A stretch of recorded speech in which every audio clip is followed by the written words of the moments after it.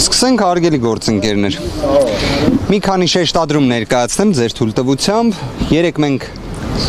կարելի ասել ունեցանք մի իրավիճակ, որը Հայաստանի Հանրապետությունում ես երբևէ չէի տեսել։ Այսինքն իրավիճակ, երբ այլևս կենտրոնական ընտրական հանձնաժողովը արձանագրում է,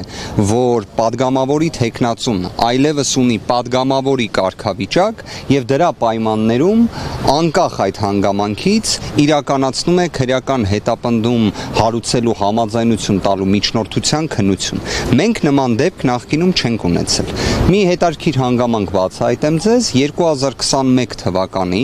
հուլիս ամսին Հայաստանի Հանրապետության դատախազության կողմից, երբ արդեն Սահմանադրական դատարանի որոշումը հրապարակվել էր, ներկայացվել էր միջնորդություն քրեական հետապնդում հարուցելու համաձայնություն ստանալու, ինչպես նաև անձի ազատության սահմանափակման վերաբերյալ, խոսքը վերաբերում էր այդ ժամանակ այլևս կրկին ոչ թե падգամավորի թեկնածու, այլ փաստացի падգամավորի կարգավիճակը ունեցող պարոն Իշխան Զաքարյանին, կենտրոնական ընտրական հանձնաժողովը նշված միջնորդությունը վերադարձրել էր։ Ճիշտ այնպես, ինչպես 2026 թվականի հուլիս ամսին վերադարձրեց կենտրոնական ընտրական հանձնաժողովը Նարեկ Կարապետյանին վերաբերող միջնորդության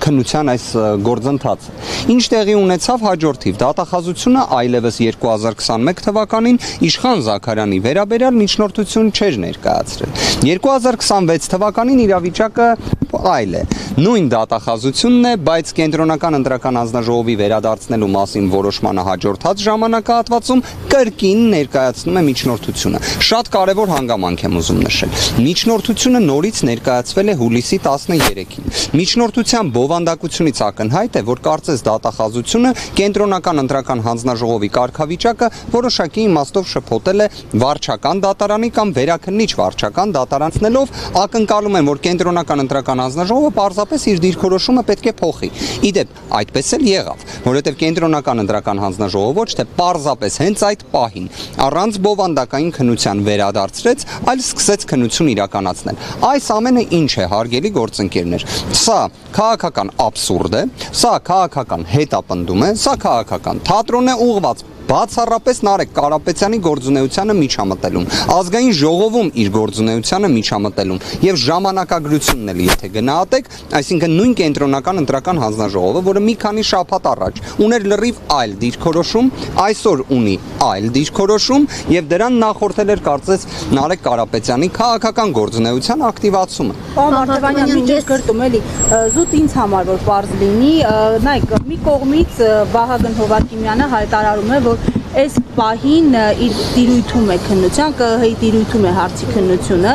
եւ որ միայն մանդատների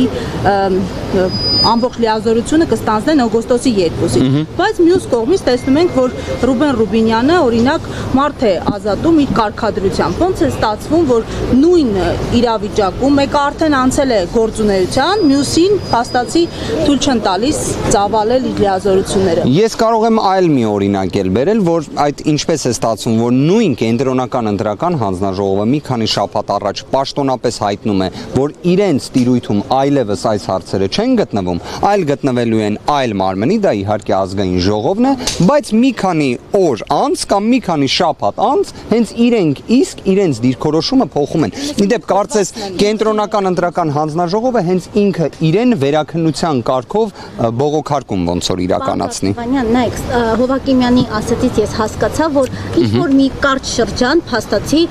իրենց տիրույթում չի գտնվում։ Այսինքն միջև Սահմանադրական դատարանի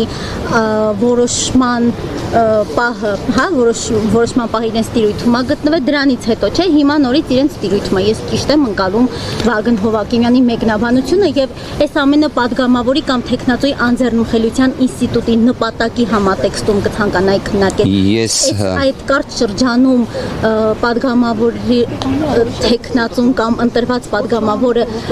անկախության երաշխիքներ պիտի ունենա։ Ես վստահ եմ նաև հաշվի առնելով, որ դուք իրավական բնույթի բազմաթիվ վեճեր եւ հարցեր ներկայացնող գործունեություն իրականացնող լրագրող եք, դուք հենց նաև ձեր հարցադրման բովանդակությունից դուք եւս նկատում եք, որ սա կամ իրավական ժխտողականության կամ իրավական աբսուրդի տիրույթն է։ Այն, որ Վահագն Հովհակիմյանի կողմից ներկայացվող դիրքորոշումների մեկնաբանության կարողությունը ես չունեմ, կարծում եմ նաև շատ մեր այլ հայրենակիցներ եւս չունեն։ Մասնագիտությամբ շատ իրավաբաններ ընդհանրապես չեն էլ կարող ունենալ, որովհետև դա իրավաբանություն չէ, այնինչ խոսում է կենտրոնական ընտրական հանձնաժողովի նախագահ։ Մի պարզ չէ, այնինչ խոսում է կենտրոնական ընտրական հանձնաժողովի նախագահ։ Մի պարզ վարժությամբ փորձենք բացահայտել ինչ է ինքը ասում։ Ըստ կենտրոնական ընտրական հանձնաժողովի նախագահի Սահմանադրական դատարանի որոշմանը հաջորդող ժամանակահատվածում մինչև հուլիսի 21-ը անձինք, որոնք ընտրված падգամավորներ են այլևս, հա, չէ որ արդեն ԿԸՀ-ն մանդատի բաշխման կարգ է, հա, չէ որ արդեն ԿԸՀ-ն մանդատի բաշխման կարգ է սահմանում, քանակ է հրապարակում, չէ մանդատների, այդ ընթացքում անձինք ոչ մի անձեռմխելիության օժտվածություն չեն ունենում, ոչ մի։ Այսինքն անձը, որը մինչև այդ որոշումը պարզապես падգամավորի թեկնածու էր եւ օրինակ որևէ հնարավորություն չուներ ազգային ժողովում ներկայացված լինելու, պետք է այդ հաջորդող ժամանակահատվածում չունենա պաշտպանություն, ինչպես հաղթահարած այդ շեմը ուժերի ներկայացուցիչները։ Այսինքն մի երկու շաբաթ մարդը, որ արդեն գիտեն բոլորը, որ կարող է դառնալ падգամավոր, բացառությամբ եթե ինքնաբացարկի դիմում ներկայացնի,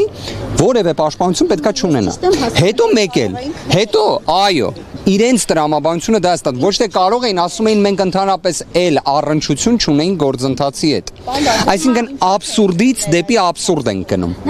Իրենք ասում են, որ իրավասություն չեն ունեցել։ Եթե այն ժամանակ չունեին, հիմա էլ չունեն։